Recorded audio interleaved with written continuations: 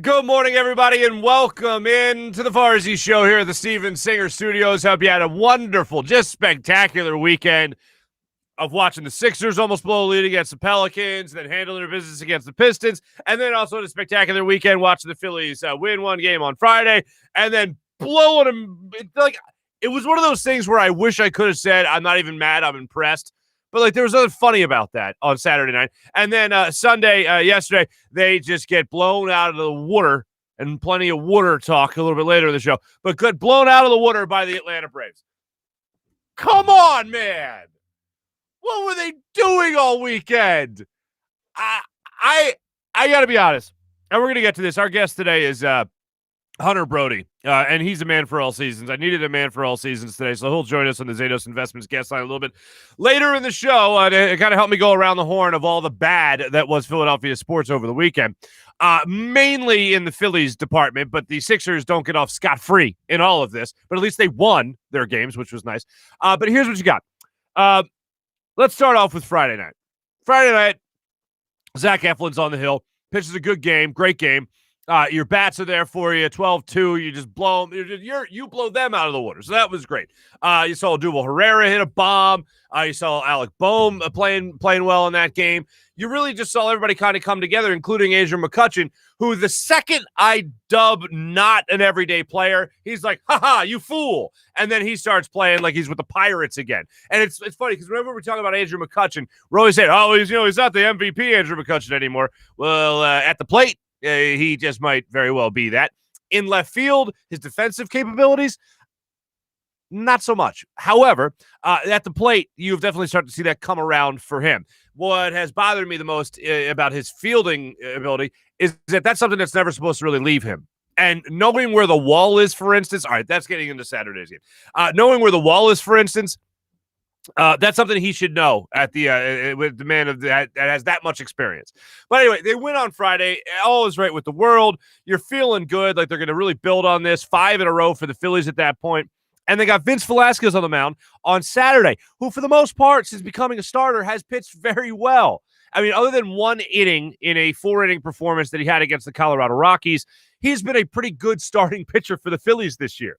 And I know you, and I know me, we were all very concerned about that with Vince Velasquez. And anytime Vince Velasquez is able to give you, and I can't, how many times have I said this? I think I've said this after every start he has made this season. You can't use 3 innings, 4 innings, 5 innings where Vince Velasquez allows 2 runs or fewer, and you can't have a game like that, a start like that, where Vince Velasquez allows 2 runs or fewer and lose that game. You have to act like that is a gift from the baseball gods bestowed upon you to hand you a victory. And the Phillies took that victory, and they crumpled it up, and they threw it in the trash. That's what they did on Saturday. After a solid start, 5 innings plus, 5 1/3, actually, from Vince Velasquez. He walked a couple of guys, gave him a couple of hits, but ultimately only gave up 1 earned run. And they took that, and they threw it in the trash. And then later in the game, they're able to build up a lead again, and that's squandered thanks to the bullpen. Hector Neris is 1 strike away from ending this, and Kung Fu Panda bites the Phillies again for the second time this season. And he ends up extending the game in extra innings. Then the Phillies go up in extra innings. Then they lose that lead. Then they go up in extra innings, and then they lose that lead. And you thought the Vince Velasquez 5 1/3 innings was the gift? Oh, no. The real gift came in extras when the Phillies we had runners in the corners. Excuse me, the bases loaded. Overthrows home play. Little dribbler back to the mound from Bryce Harper. They throw to home. The Braves throw home. Overthrow, 2-run score. You go up 2 runs in the 12th inning. Ugh. And the Phillies hand it right back. And the Braves win the game. A game that you blew, I believe, 2 different 3-run leads at 2 different parts of the ball game, obviously. And you're up twice in extra innings, and you hand it back to the Braves. This was an opportunity for you to at least take 2 out of 3 against the Braves. This was an opportunity for you to really solidify yourself as a first-place team in this division, at least for the early goings of the year. And now you have lost 2 out of 3 to the Braves. Again, second straight series where you did that. Now you're going to go in against the Washington Nationals. I know they're in last place in this division. They only have 13 wins so far in the season. But it's a divisional game, so you always feel like it's going to be close no matter what. But what I can't stand for the life of me is this team. Like, really no team in the NL East has had that kind of kick them while they're down mentality. But the Phillies, instead of kicking the Braves while they were supposed to be down, they end up giving them new life. And instead of them taking it and really running with it, so to speak, they just end up again handing it back to the Braves. And this ultimately are the games that these are ultimately the games that you're going to look back on at the end of the season and think to yourself, well, wait a minute, hold on a minute. Oh, remember that one series you had with the Braves? Oh, man. If you had that one series back, maybe we're talking about a different story here in September, where the Phillies won't have to have some kind of epic month in order to overtake the Braves or overtake the Mets. These are the games you got to think about. So now going into Washington, now going into D.C., you had the day off today. Going into D.C. tomorrow, you hope this is the Phillies saying, all right, well, we'll at least take 2 out of 3 from the Nationals. Hopefully Bryce Harper has some life pumped back into him so you could see him come back to life, like I said, back in D.C. That'd be great. But this is the type of series that you got to look at and say, all right, this is the bounce-back series. You get the day off, you bounce back against the Nationals. And that's not just from Saturday's loss. That's from Sunday's loss. And I am the guy, I am one of the people that will tell you Aaron Nola is an ace. Yesterday, he was not an ace. Yesterday, he missed his spot to Freddie Freeman by about 1.5 feet, and Freddie Freeman blasted it in the left center field. You can't have that kind of start from Aaron Nola, especially after the guy we already mentioned, Andrew McCutchen, who's been red hot lately from the plate, especially after Andrew McCutchen blasts one to lead off the game for you to get you a 1-0 lead. You more than hand that back. Theme of the day, handing it back to the Braves. You can't hand that one back, and especially the way that you did in the third inning. Aaron Nola did not have his best stuff in his last start, but was able to squeeze out a couple of good innings for you and was able to get a win for you. This is a game he didn't have his best stuff, and this time he paid for it. After the game, Joe Girardi talked about his ace not having his best stuff in this one. You know, I know the home run he gave up to Freddie, he missed this spot. It was one of those nights. It starts off with a leadoff walk, stolen base, single by Freddie, and then the triple. And I didn't think he had the command that he's had in the past. It was one of those nights where his command was not great. You can say that again. Certainly wasn't great. And when you see a guy like Nola who makes his money on the black, as they say, being able to paint the corners, getting to get guys biting on that two-seam fastball that's tailing in or away from the hitter, whatever it may be, fooling batters like that, he certainly didn't have command of that pitch.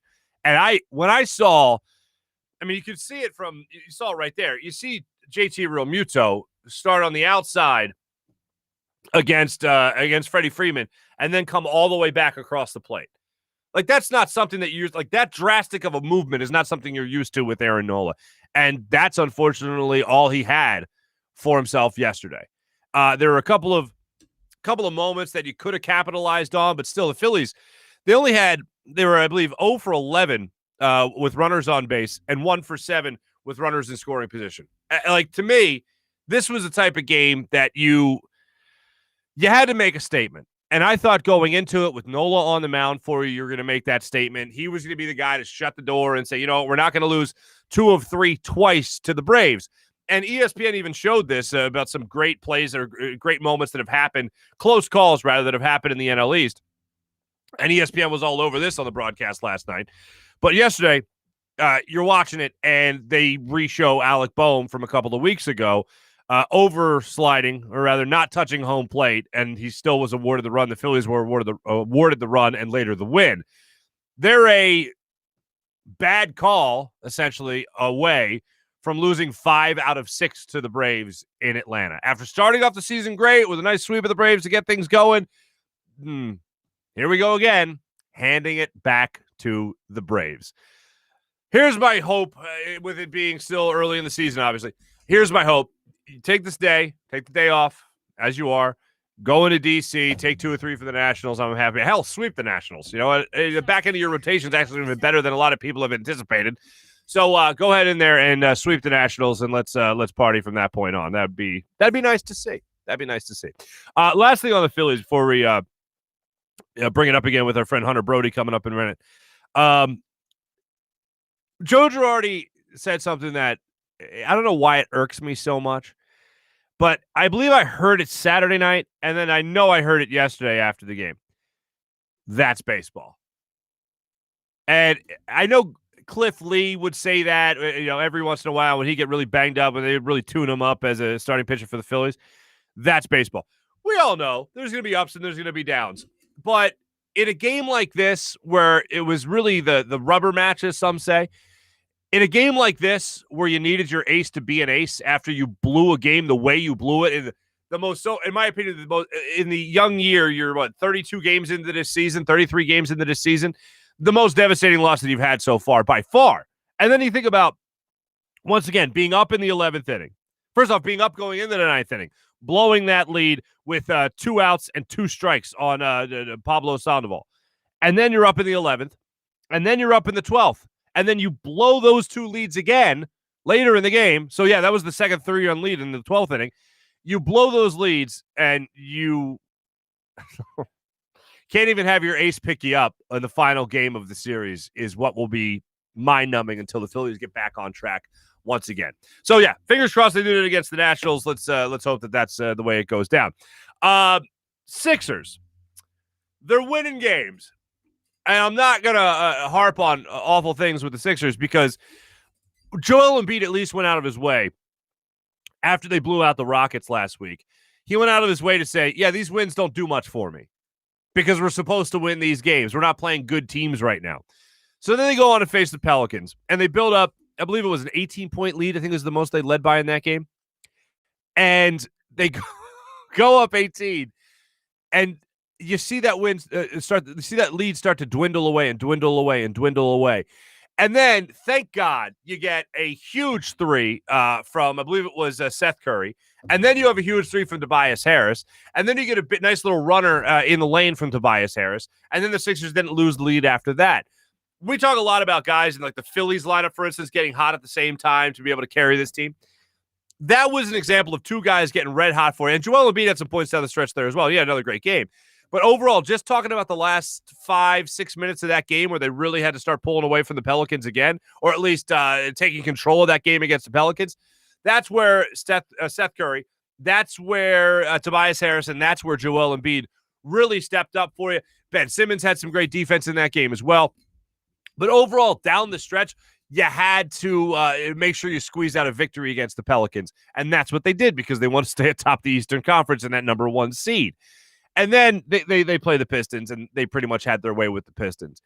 But when Joel Embiid says in the midst of this stretch that they're not exactly playing the best teams in the NBA, and they're not playing their best basketball right now either, he at least gets it.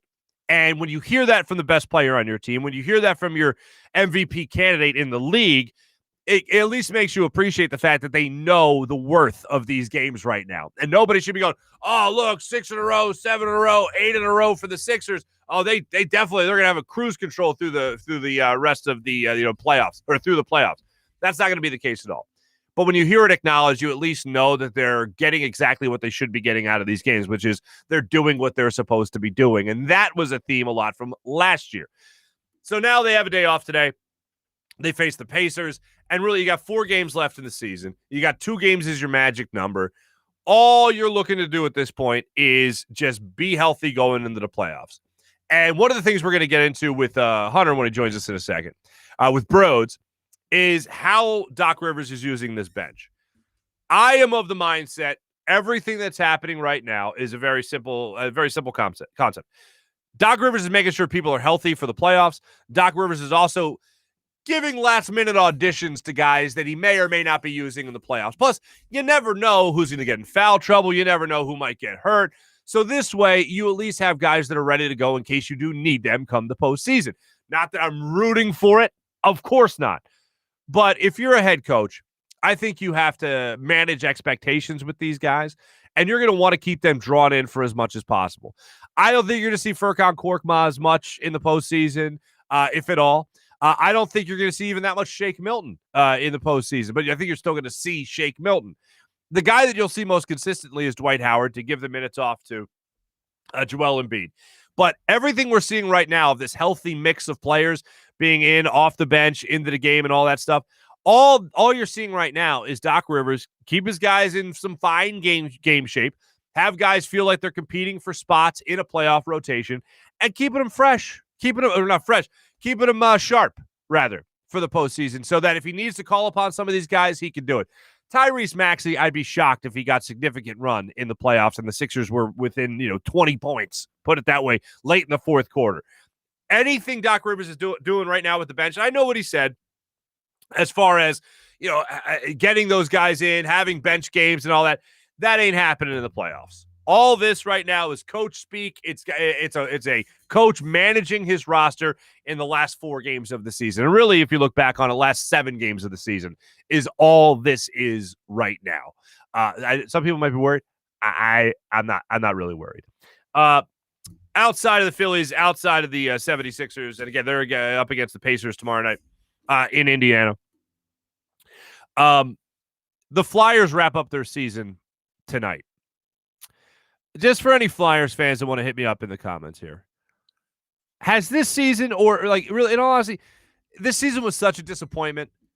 Is next year just going to automatically be another bounce back year? Is next year going to be a year where the Flyers just all of a sudden bounce back? Because I see next year as a big year of change. And I think obviously that change is going to happen throughout the offseason. I expect a big name to be gone, one that might be you can't move. You can't move a guy like Jake Voracek. I think they end up moving Jake Voracek. How are they going to do it? Well, you're going to have to – it's similar to what we were talking about with Zach Ertz, except Zach Ertz still is very productive. You're going to have to package a pick. You're going to have to package a prospect along with him to move along from Jake Voracek. But ultimately, I think what you're going to see is one of the big names is not going to be here anymore. And if I'm a betting man, which I am, DraftKings, what's up? I would bet for it to be Jake Voracek, not on this roster going into next year. It comes to other concerns, whether or not a guy like Carter Hart can return to the form that he was at a year ago. And that all remains to be seen. I'm confident he will. There was just so many problems with this Flyers team, especially on the defensive end of things this year, that it's hard just to look at Carter Hart and be like, well, Carter Hart's a bust. Did he ever carry the team? No, he never carried the team. Do you ultimately want to see that from a guy that's supposed to be your prize goaltender, your generational goaltender? Of course you do. But so many other things went wrong for this team. It's hard for me to just look at Carter Hart and say, oh, well, that's the problem right there. Defense is fine. No, they're going to have to make defensive changes as well. Hopefully a guy like Cam York, who got his first run the other night, 20 minutes of ice time in his debut. Great to see that. Hopefully he'll be one of those guys that can emerge as a solid defender going forward. But there's a lot of changes that I think are going to happen over the offseason. I certainly had high expectations going into this year, and shame on me for that because the Flyers certainly showed their true selves as the season went on. It is weird to try to judge them in a year that was so crazy, and they were playing great, and then COVID basically shut down their season. Like, ever since their COVID issues, about a month into the season when they were playing great hockey, they never looked like the same team again after that. I don't know why. I'm not saying it's because of that, but I'm just saying if you're looking for a line of demarcation of when everything changed, that's when it changed. They went into Pittsburgh shortly thereafter, and just before that, were playing well, and then all of a sudden the wheels just fell off the wagon, and then we all know about the 9-0 loss in New York against the Rangers. But I do think that this offseason, bottom line for the Flyers, and the offseason for the Flyers starts after tonight. I think it's going to be an offseason of change. I think you're going to see a lot of things change for the Flyers coming up in the next couple of months. That's what I got to read on the Flyers. We'll get a little bit more than that in a second. But I do want to tell you about my good. Hopefully you took care of your mom on Mother's Day. Hope you had a wonderful Mother's Day. It's a fun day. It's a beautiful day. And hopefully you at least got to call mom, FaceTime with mom and all that. But hopefully you got to take care of mom as well with Steven Singer of Steven Singer Jewelers. Steven has a wonderful, beautiful gold dip roses for Mother's Day, and hopefully you were able to take advantage of that. If not, do what I do. Go to the other corner of 8th and Walnut. You got a gift. You got to get a gift for somebody special. Got to get a gift for a loved one. Go to Steven Singer Jewelers. Go to IHateStevenSinger.com. Peruse all the inventory. Use the appointment scheduler. Make yourself an appointment.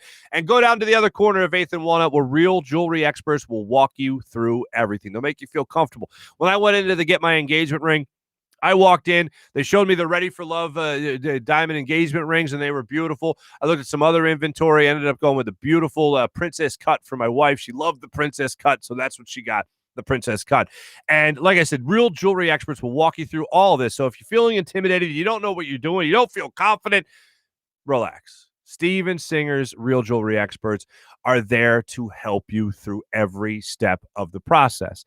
So when you go in, you'll sit down, they'll present you with what you're looking for, you give them an idea, and they will help you every step of the way. The other corner of Eighth and Walnut, IHateStevenSinger.com. Every day, the perfect price. So also, while you're worried about what you got to buy, you don't have to worry about the price you're paying because the perfect price is set for you every single time. It's not about negotiating. It's just about buying what you want for that special someone in your life. Go to the other corner of Eighth and Walnut or IHateStevenSinger.com. Without further ado, let's go around the horn with a man that can cover it all. From Sports Talk with Brodes, from BRODES Media, our good friend joining us on the Zatos Investments guest line, Hunter Brody joins the program.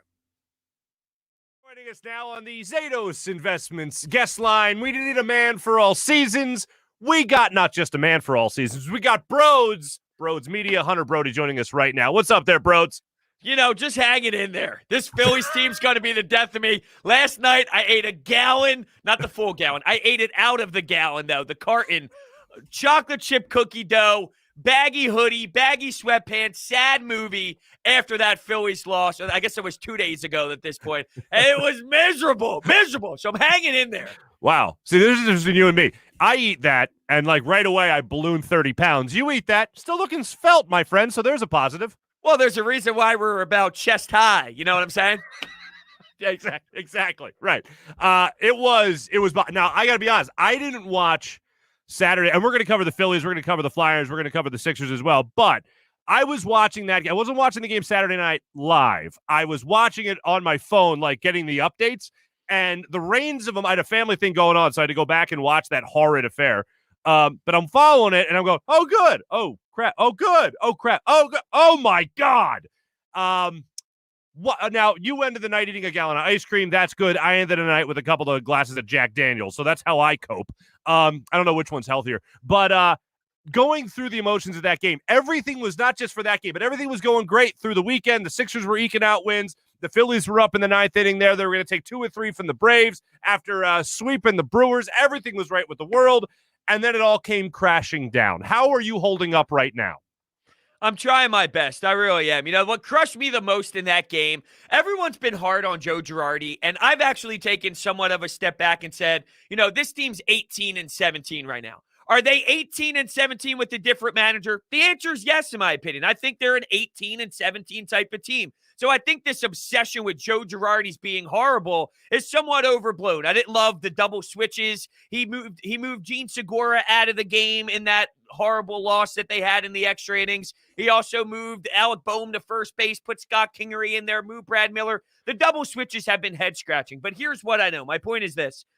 1-2 count, 2 outs with Hector Neris up with the 2-run lead, and you blew it. So with the double switches that you question here and there, you had a chance to win a ball game with your closer up with 2 strikes and 2 outs, and he put a fastball down the middle of the plate with Pablo Sandoval up. I don't understand. Then you take a lead later in the game with Nick Maton's double, and then you blow that lead, and then you have a 3-run lead going into the 12th inning, and you blow that lead. Like, this team had 3 chances to finish off that game, and they just couldn't. So this obsession, I know I took this to a different angle, but Joe Girardi's a hot item right now in this city, and I think that just describes how I feel personally. While there's some head-scratching moments, this Joe Girardi obsession that he's not good or he's pathetic or he's the reason why this team is what it is. No, they had 3 chances and they're an 18-17 for a reason because guys like Andrew McCutchen early on stunk and things of that nature. So I know I took that in a weird angle, but that's my response. No, okay, so here's my response to your response. I feel like it's the Gabe Kapler crowd that's a very loud minority saying, see, it wasn't Kapler's fault. Girardi's even worse than that. Look what the Giants are doing, this, that, and the other.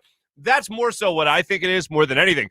I actually like Joe Girardi. Has he had bad moments? He certainly has had bad moments, but I don't attribute Joe Girardi to what this lineup can or can't do, what this bullpen can or can't do. I attribute it to the players not being able to produce. And here's really, no pun intended, here was the icing on the cake here. When they spot you 2 runs in extra innings the way the Braves did, and the Phillies still can't close out that game, I don't point to Joe Girardi and say that's his fault. And that's essentially what the Braves did Saturday night by having a horrendous overthrow to home plate. Nobody covering home plate. They scored 2 runs in that inning, and then they still can't close it out in the bottom half of that inning.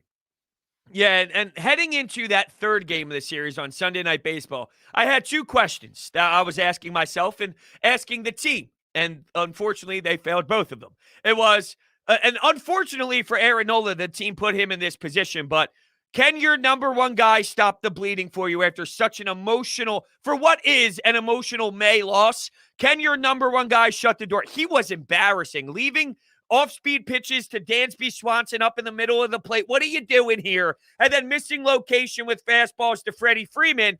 Come on, Nola, you got to be better than that. And then 2, did Vince Velasquez allow Freddie Freeman to get hot? Well, the answer was, the question was answered for you. Yes, welcome Freddie Freeman. Welcome Braves. You're back in action. Freddie Freeman got hot, and Aaron Nola couldn't answer the bell. So the 2 questions that I had entering that Sunday Night Baseball game, it got answered, and they were both bad answers for the Phillies. Yeah, so let me ask you this. What's it mean going forward? Is this just a bump in the road against a divisional opponent, or is this just a taste of things to come now that you're going to be taking on the Nationals, who have, by the way, had two losses in a row, back-to-back losses, walk-off fashion, thanks to the Yankees. So the Nationals, are going to be hungry for a divisional opponent. So it's weird because I enjoy this 162. When it comes to the NBA, it's like, the regular season is what it is. Get me to the playoffs. Right. For baseball, it's like game 26, and I'm sweating, and I'm just dripping in my basement ready for the next pitch. I just enjoy the emotional roller coaster of all these series. So when I think of it more big picture, heading into this season, I thought this squad was an 86-win team, right? So what they're showing us is that. But when I see these awful losses and these upsetting moments, I take it to heart in that specific night. And when I'm staring at the wall at 5 a.m. and then I turn on the extended highlights to see what went wrong. And then I'm up for another 2 hours and I look at the clock and it's 7 a.m. and I still haven't slept yet. That's just because that's what I do. I don't know why I feel that way, but I know that they're an 86-win team heading into the season. So this is that. So it's kind of like, I enjoy the emotional ride of the 162, knowing it's outrageous, but I also know where my expectations were heading into this. So when you ask me, what does this mean? I think we're just watching an 86-win team that's going to be about 500 all year long, and then they'll mix in that 4-game win streak that takes them from 500 to just 4 or 5 games over 500, and that's what they are. So I'm trying to balance that. All right, so let's hope they at least balance it. Take 2 or 3 for the Nationals. We'll go with that. And as far as your sleeping issue goes, I feel like the ice cream has something to do with that, and then obviously the Phillies getting your blood pressure up. I think that might have something to do with it. And the 10 o'clock cup of coffee. You know what I'm saying? Oh yeah, I'd leave that one alone. You know what? Maybe do yourself a favor. Maybe a little the ice cream and the coffee, a little affogato, if you know what I'm saying. Pour a little espresso over top of that. Let's party. I thought you were going to say decaf, and I was going to laugh in your face because I don't believe in that. No, what the? Whoa. Hey, where's the dump button? Where's the dump button? That's what I love about this. There is no dump button. Oh, wow. Just ask our friend Riley Cote. That's it. I think he was the first to curse on this show, so we're good. He's the trendsetter. He cleared the path. Well, I mean, don't worry about that. I would love to follow his footsteps. There you go. Don't I know it, Hunter? So here's what I'm on the same area as you. I had an 86-90 win team when it came to this Phillies season, so I'm at least going to be rooting for taking 2 or 3 from the Nationals. Hopefully they can do that, and hopefully Bryce Harper can get hot again, because that will be a sight for sore eyes to see Bryce Harper try to carry this lineup, because we haven't seen it from him. We haven't so much seen it from Rhys Hoskins. Alec Boehm had a great home run the other day. That was a big home run, huge home run. That's great. But I feel like you need a handful of guys to really get hot for you for this lineup to start carrying the team.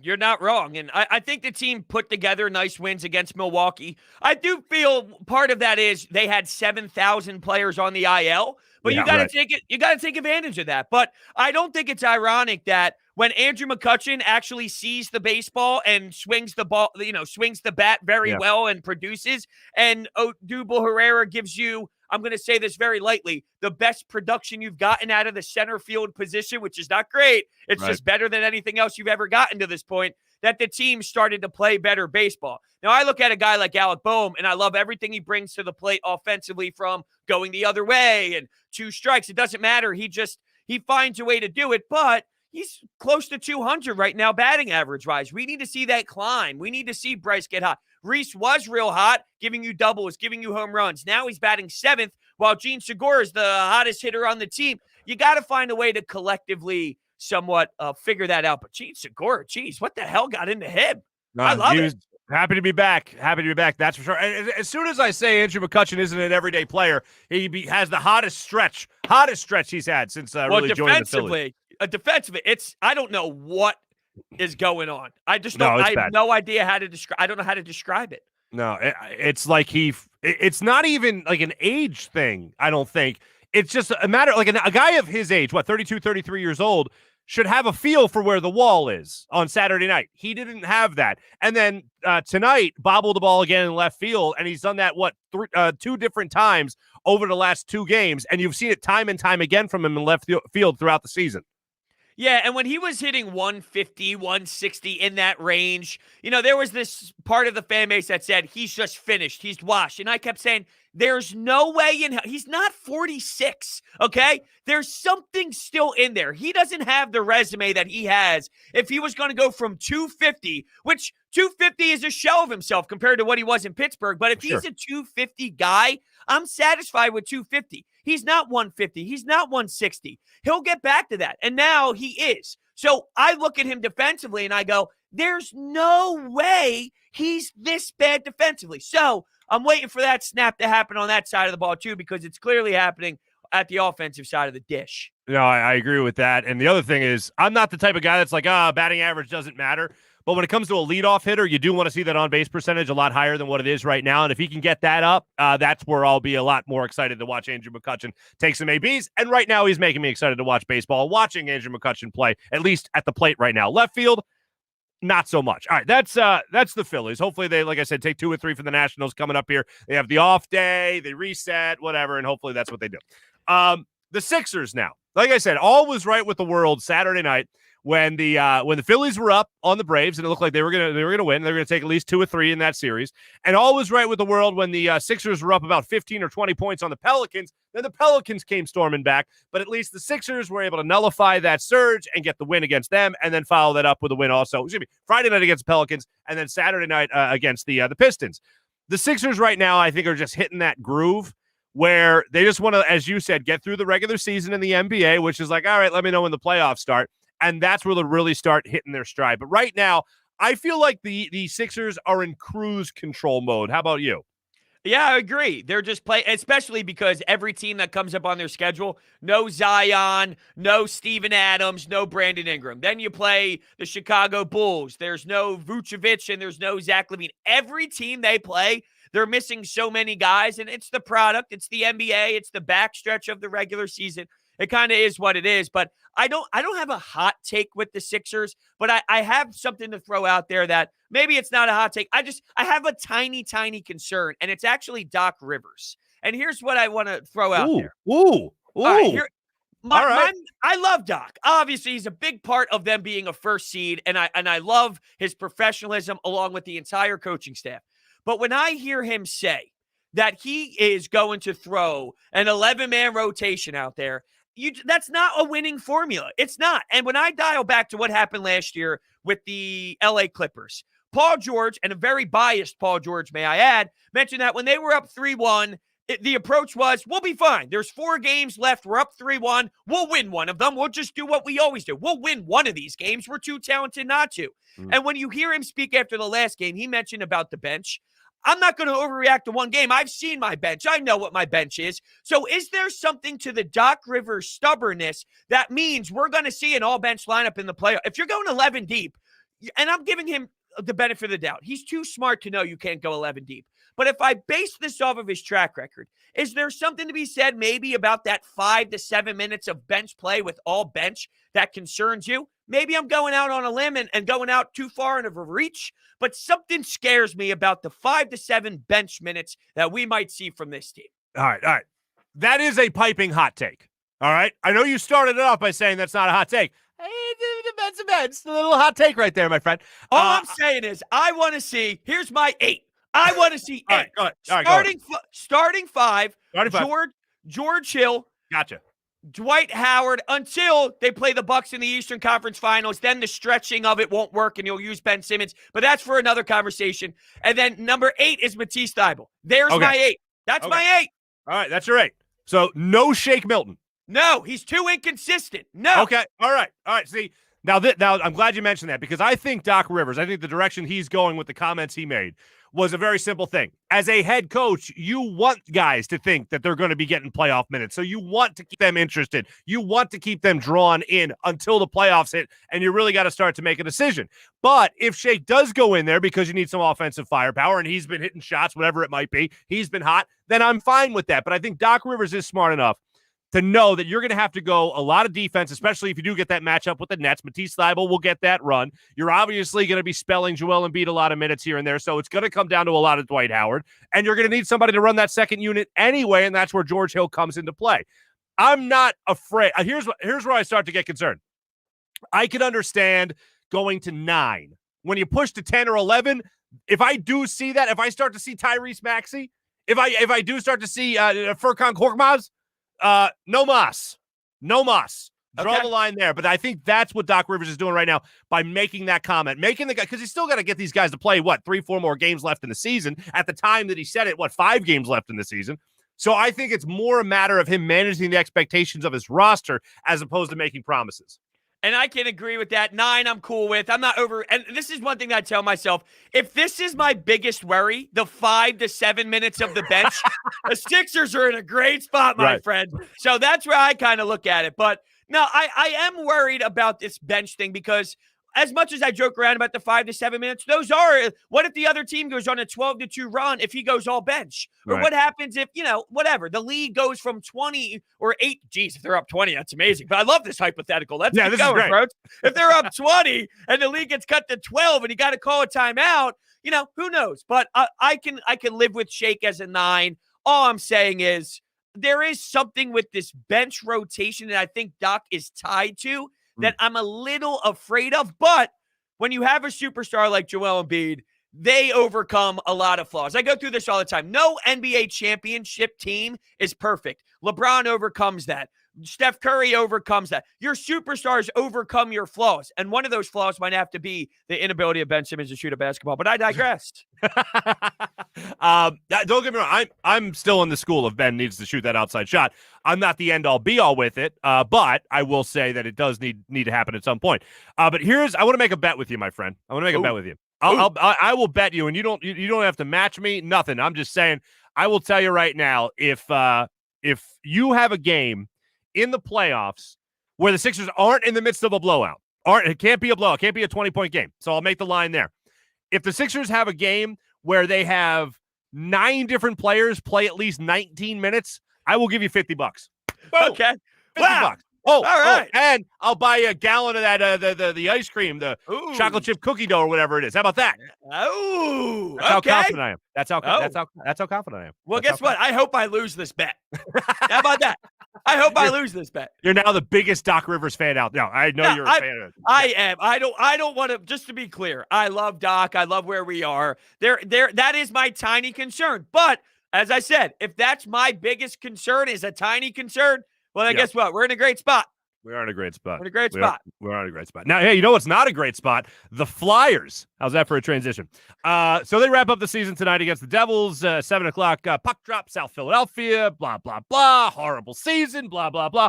What will the Flyers have to do next year? Or what do they need to do? Put it this way. What do they need to do this offseason to convince you that they got something special waiting for you next year?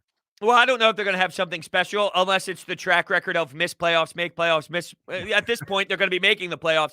Here's what I think they need to do. And I remember I was on your show super early of the Flyer season, and you asked me how far can this team. This is when we were optimistic. They were winning all these games, but it was like an ugly watch, and the D zone was abysmal. And I said, if this D zone continues, I don't even think they're going to win one round. And you were like, what? And I'm like, I'm telling you, Farzy, I'm telling you. And look at us today. Here's what they need to do in the offseason. They got to unload Voracek. And how they're going to do that is they're going to call Seattle and say, I'm going to give you whatever the draft pick is, whatever I was talking to Jason Martinez about this. I'm like, yeah, what's it going to take to maybe get rid of the Voracek contract? And he said maybe a mid-level prospect, which kind of seems small. Like, I was like, wow, okay, I'll do that in a heartbeat. Yeah, right. So Done. if we're basing that off of someone who's very, intact with the team and the organization, if that's something that makes sense to him, I'll take that for what it is. And that's where I think it has to start. I think they got to maybe move on from Voracek, call Seattle in the expansion draft. You're going to have to take on some sort of money to Seattle, that is, because they got to make the salary cap work and whatnot. Voracek, here's a prospect, take him from us. And that is the start of the changing of the core that unfortunately needs to start happening. Cam York got his first 20 minutes the other night. How'd he look to you? Great. Absolutely great. The problem is, and I dive a little bit heavier than most, there's a kid by the name of Cole Caulfield who plays for the Montreal Canadiens, and I wanted him so bad, and the Flyers skipped out on him, picked Cam York instead, and Cole Caulfield has 2 overtime game winners in his first 2 games or so. So it's like, all right, here's this kid just tearing it up. But to be fair, I think both players are going to be studs. Cam York looks solid. He's a good defenseman who's going to log in 20-plus minutes for you once he gets there. As we see with Ivan Provorov, he's been in the league for X amount of years, and he still has time to grow to groom into that number 1 defenseman that we want. So it's a work in progress for a young defenseman like Cam York, but he shows the skills of a player that is legit in this league, no doubt. Last thing for you, Hunter Brody, of course, Sports Talk with Brodes. How concerned are you about the great Carter Hart going forward? I'm not. I think all of it was, don't get me wrong, he made mistakes. He got beat short side and whatnot. But if you clean up that, it's the Eagles thing. The offensive line was horrendous, and the wide receivers couldn't get separation, and the head coach's game plan was a little wonky with the play designs, and then Carson Wentz stunk. I think if you fix the offensive line, if you fix the wide receiver problem, and you got a different head coach in there, I think we would have saw a different Carson Wentz. There's another hot take for you. So it's the same thing with Carter Hart, all right? If you fix the product in front of Carter Hart, I think you got a different Carter Hart. We saw that in the year prior. So that's my assessment on Carter. I think, look, there's a reason why we talk about Carter the way we do in the beginning. He's a 20-year-old goaltender. You just don't see this. You're right. You don't see this. And that's why he goes through the ups and downs that we saw. Easy enough. Hunter Brody, Sports Talk with Brodes. Always a pleasure. Brodes Media, thanks for bringing the I think the first one was a mild take, and then the last was a hot one. So you brought a lot of takes, my friend. I always appreciate that. Well, that's why I'm here. Yeah, that's why that's what I do around here. All right, just lay off the ice cream. It'll catch up with you sooner or later. Take it from someone who knows. All right, brother. Well, actually, it's time for a coffee. Hunter Brody, checking in on the show. Always good seeing you, buddy. Thanks so much. Absolutely. Thank you. Hunter Brody joining us on the Zatos Investments guest line. Perfect, brother.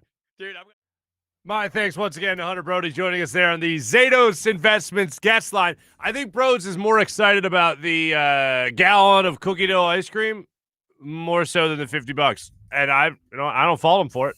I'd be more excited about the gallon of ice cream, as a matter of fact. But yeah, it ain't happening. This isn't some experiment from Doc Rivers to see, oh man, we may can have a bench game in the playoffs. I don't see that happening.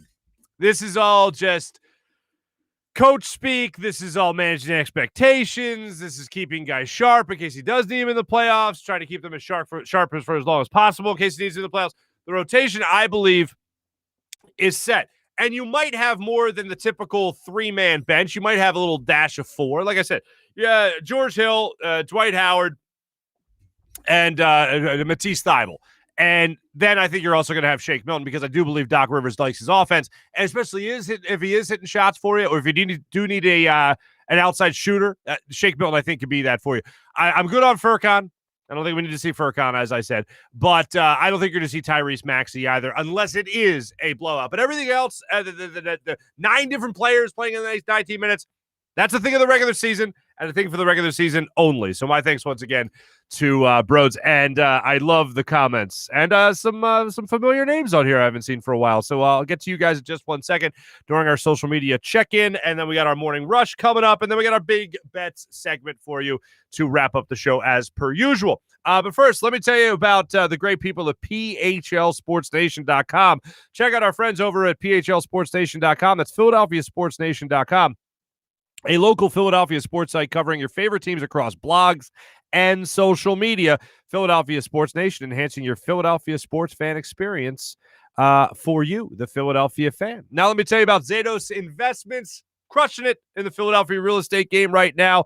They are a luxury real estate development and investment company in the Philadelphia area. They design and develop top-of-the-line custom homes all around the city, ranging from small single-family rehabs to ground-up new construction townhomes and condo buildings. Zatos also works closely with their private investor base to provide them with substantial returns on their investment, ranging from 20 to 40%.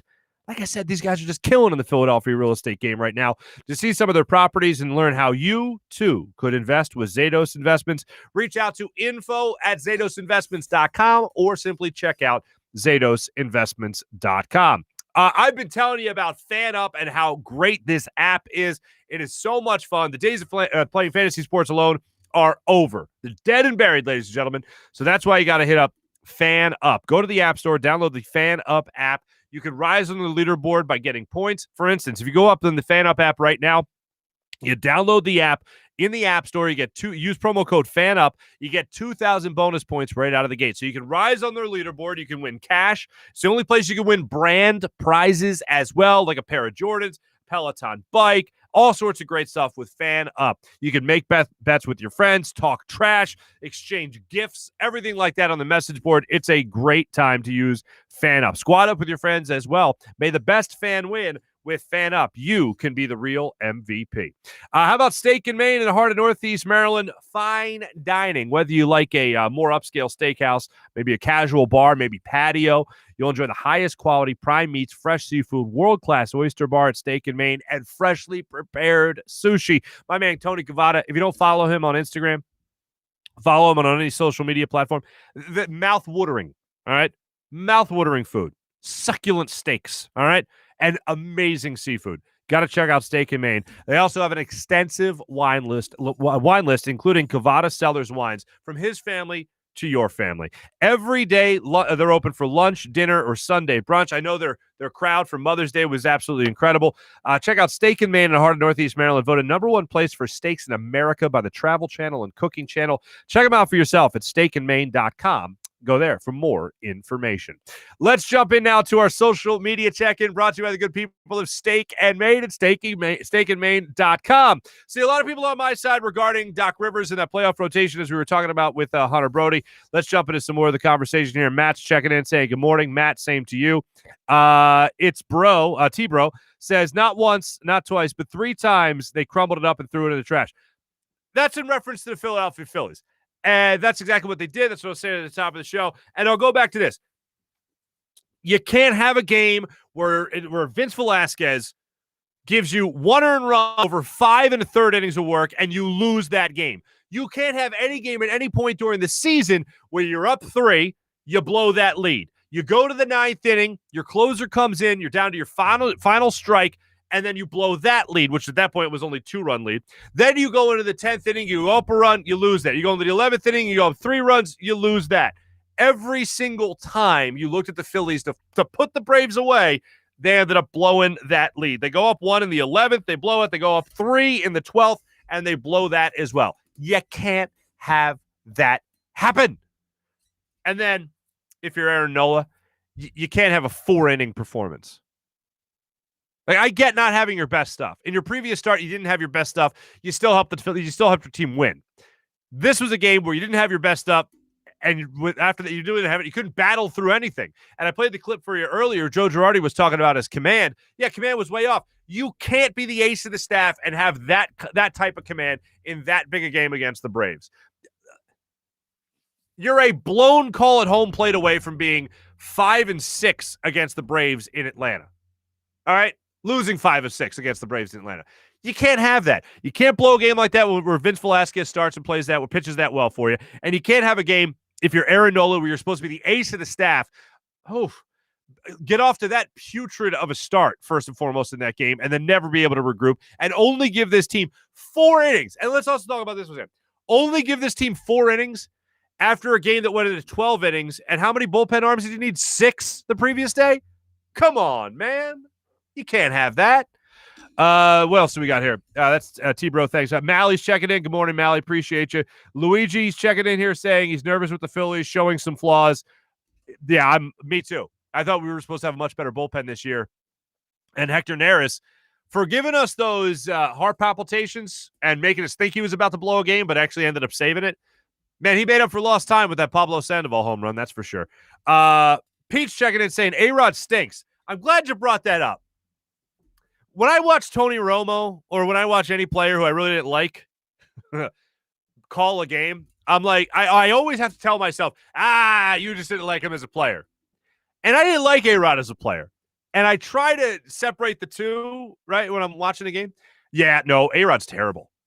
And there were a couple of different points. And I mostly don't, like the announcers for me don't register. I got my own thoughts going on. I did really like Matt Vasgersian until that weird game in Atlanta, the Alec Boehm score, where he just threw Philadelphia under the bus, gave us a shout out for no reason for a negative, like ripped us for, oh, well, the Braves fans are throwing things on the field. Man, Philadelphia throws things on the field. They must be used to this. Thanks. Anyway, but A-Rod is just bad. Like, there were a couple of different points where I was like, it caught my attention. It was so bad. Like, you got to be really bad as an announcer for me during a game to listen and go, wait, hold on a second. What? Because generally speaking, I'm not even listening. Like, I love Bob Costas. If he's doing a game for MLB Network, I love that play-by-play. I eat that up with a spoon. But if you're a national announcer and like you make my ears perk up and go, what the hell was that? That sums up A-Rod rather well. Like, I don't know what it is. I don't know if it's his delivery. I don't know what it is about Alex Rodriguez doing a color analyst of a baseball game. I just can't stand it. I think he's awful. Vasgersian, other than the rip to Philly, I think he has got a good delivery. I think everything he does during the game, for the most part, is really good. But A-Rod as a color analyst, hey, look, I'm glad we have John Kruk in Philadelphia to enjoy. But ESPN needs a personality like that in the booth again to do Sunday Night Baseball, or at least baseball through the week. But yeah, A-Rod was terrible. Mally's talking about the Phillies so inconsistent. Absolutely. Brian saying that's not baseball. Yeah. I thought, that was in reference to Joe Girardi saying that's baseball. Yeah, that wasn't. That was bad baseball. Whatever you want to call it, it was bad baseball. Mal, I thought this bull was supposed to be better. I'm with you there. T-Bro, let's see your JoJo voice. Maybe a little bit later. Mal, every time Marc talks Sixers, he should only talk in the What's the process? Anyway, Brian. Yeah, thank you, Brian. There we go. Molly Dalton. What's up, gorgeous? Hey, thanks for watching the show. We're glad you're catching it. JoJo voice. I'll be definitely bringing that in. JoJo voice getting a lot of love today, folks. No one else wants to see Furky. I'm with you. I'm glad we're all on the same page there. Nola isn't an ace. That's from Julian. I think he is an ace. The last two starts. Well, the last start is not a good example of that. See, an ace can get you what Nola got you in his last start against the Brewers, where he didn't have his best stuff, but he battled through it, got you 6 innings still, and he got the win. This is a game against the Braves where he didn't have his best stuff, and he was terrible. This is not an example of the ace. Previous, yeah, you could still say ace. This, not so much. And I would really love for Aaron Nola to have one of those classic, like, month-long stretches where he pitches 6 or 7 innings in each start and only allows 2 runs at most. The Phillies could use one of those right now. I mean, when can't they, really? Well, when can't they, really? A-Rod is the guy who didn't prepare for school presentation and just keeps rambling. I agree with you on that one. I always like to say he's the kid whose book report was due, but he didn't read the book. But he's still got to go. Same logic there. It's a pain in my ace, Eric. Very nice. Well played, sir. Sean is commenting on BRODES' Canadians talk. Good times as always. But Molly, welcome in. Nice to have you there, Molly.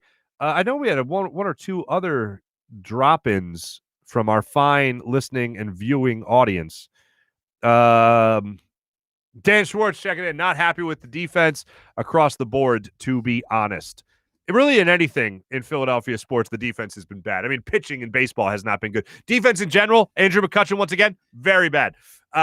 Sixers defense left a lot to be desired, especially against the Pelicans, especially without having Zion in that game as well. But we'll hope for a turnaround from them, from the Phillies, that is, excuse me, in just a second.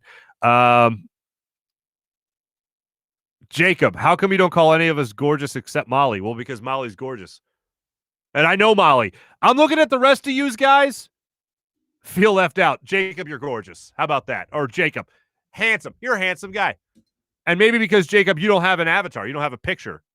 I believe Molly has a picture, but I've met Molly many times. She's lovely. Anyway, she's got a picture. That's how I know. That's how I know as well. Maybe have a little confidence, Jacob. Maybe upload a picture of yourself, all right? Show your looks off a little bit, all right? Thanks to everybody that checked in on our social media check-in, brought to you by Steak and Maine and steakandmaine.com. Now it's time for our morning rush, brought to you by Sky Motorcars and skymotorcars.com. Let's start it off with some NBA scores out of the gate. Heat beat the Celtics 130-124. Lakers beat the Suns 123-110. Anthony Davis rattling off 42 points. And Cameron Payne led the way, I believe, 24 points for the Suns. But AD dropping in 42 and a little upset there with the Suns falling to the LeBron-less LA Lakers. DK Metcalf ran the 100-meter sprint. If you've never done that, I haven't done that since 8th grade. But it's an interesting one. It's a quick one, right? DK Metcalf went up against guys that have been training for this for their whole lives, and DK Metcalf did not finish last. DK Metcalf of Seattle Seahawks fame, DK Metcalf of why didn't Howie draft that guy fame, finished 15th of 17 runners in the 100-meter sprint in the, and I want to make sure I get this right, United States of America Track and Field Golden Games. If you watch this, and it's on the internet, it's on Twitter. You can watch the clip of this. He ran it in 10.37 seconds. He didn't finish last. He finished 15th of 17 with guys that have been training this their whole lives. And if you watch the video, he's hanging with them the entire time. World-class speed for a man his size. And basically everybody else he's running against, he looks like he could eat for breakfast, basically. But it was just a freak athlete. And here's the ultimate revisionist history. DK Metcalf, Justin Jefferson, Devontae Smith. Now, maybe they're not in position to draft Devontae Smith if they have either of those other two wide receivers, but that's not a here nor there. Last thing for you here in our morning rush. SNL, Saturday Night Live, has done a pretty good job of spoofing Philadelphia, and in a lot of cases, the Delco accent. Murder Dirter. If you didn't see the sketch with Elon Musk producing, hosting the show over the weekend, here's a clip of Saturday Night Live making fun of the Kate Winslet show, Mayor of Easttown, whatever it is, and trying to master the Delco Philly area accent, if you will. Here's some of SNL. If you haven't seen it yet, here's a couple of minutes of it. I think they got us pretty good. There's some Wawa references, as you would imagine. I think they got us pretty damn good. I will say, I was texting with my buddy Bennett, my buddy Joey, and Joey lives out. He's the Flyers, the biggest Flyers fan I know, and he lives out in Pittsburgh now, unfortunately. But Joey's like, that's how a lot of people in Pittsburgh talk too. And it's funny, I got a lot of family in Baltimore who I just saw over the weekend, as a matter of fact, and they have a very similar go home, call me on my cell phone. They got that kind of thing going on. And it's a very, I don't know what it is, but I think what really makes us different is the water.